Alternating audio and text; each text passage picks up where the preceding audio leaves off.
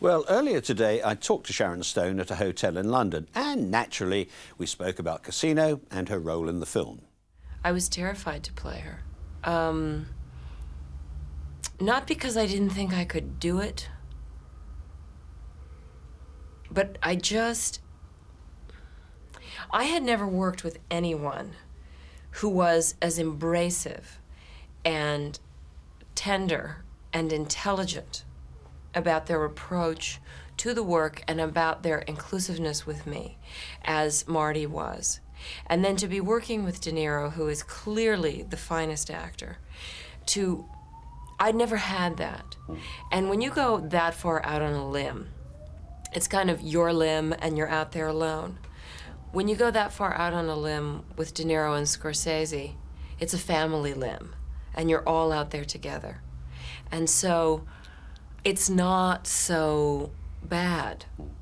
You turn around in the midst of your madness and there's someone standing right there relating to you right where you're at.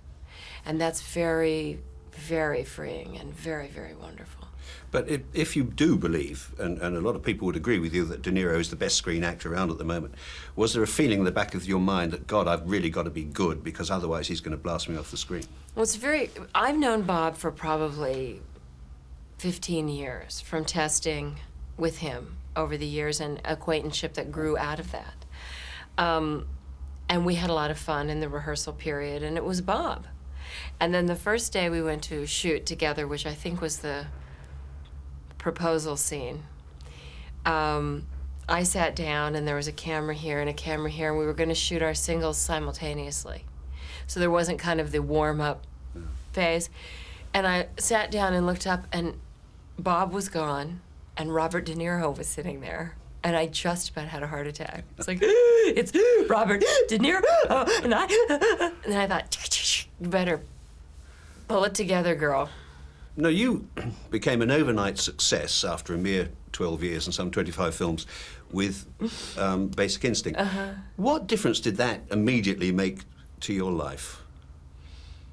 The life I had before was over. And a better one started? Well, certainly as an artist, better opportunities, better possibilities. It was an opportunity for me to try all different kinds of parts. I mean, people kept saying, what is this woman doing with her career?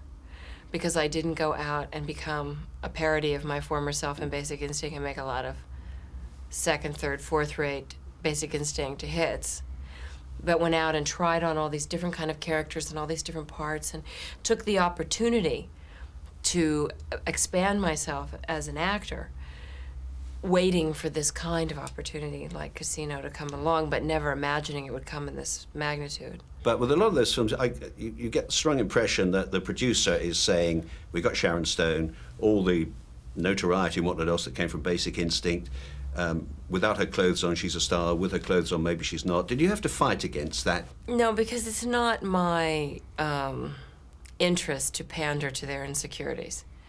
And if nudity made hits, pornography would be the movie business, and the movie business would be on video.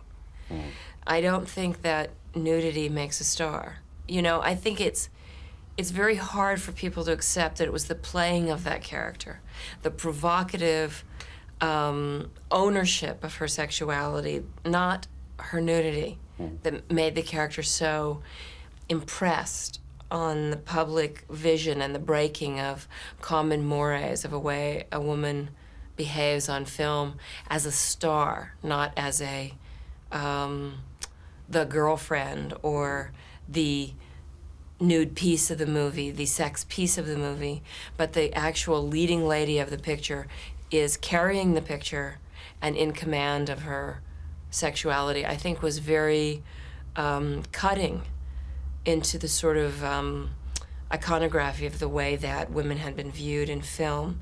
And it was also, I think, a poignant time in the world when suddenly AIDS has become such a dramatic and inhibiting crisis, and sexuality had changed so dramatically that no one was feeling daring. Everyone was feeling inhibited and afraid.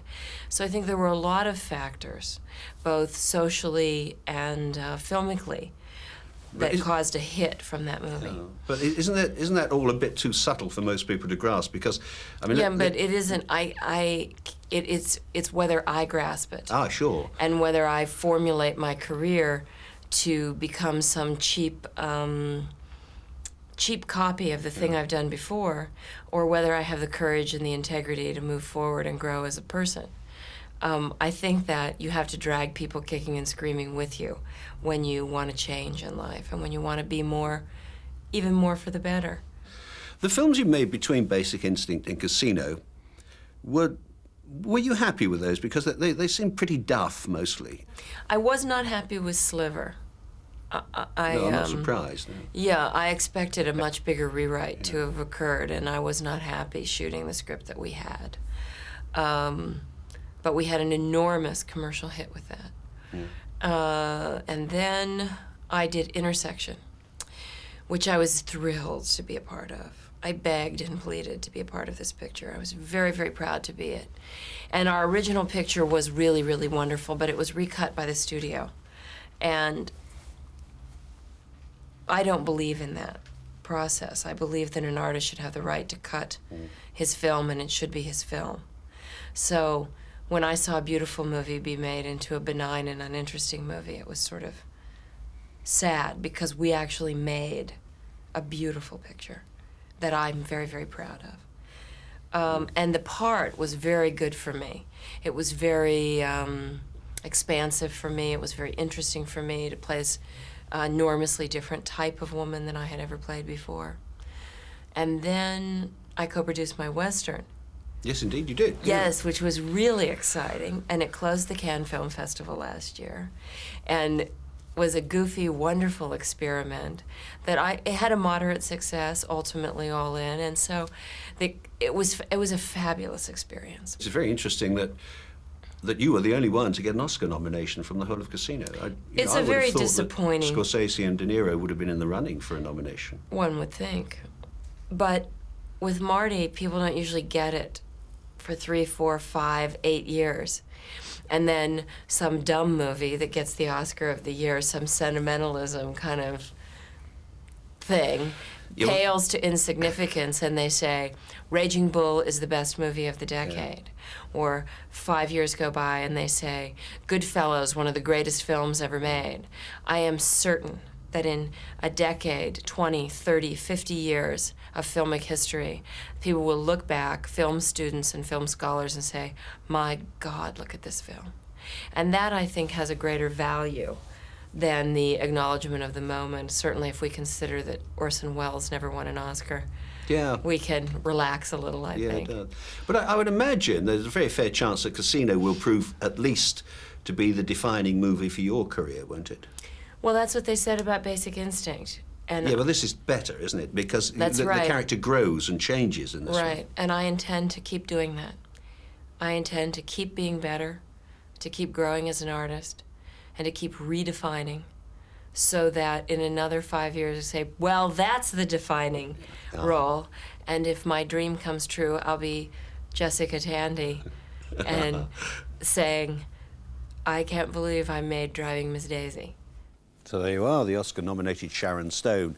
The fish and chips, if you like, to Emma Thompson's Egg and Bacon.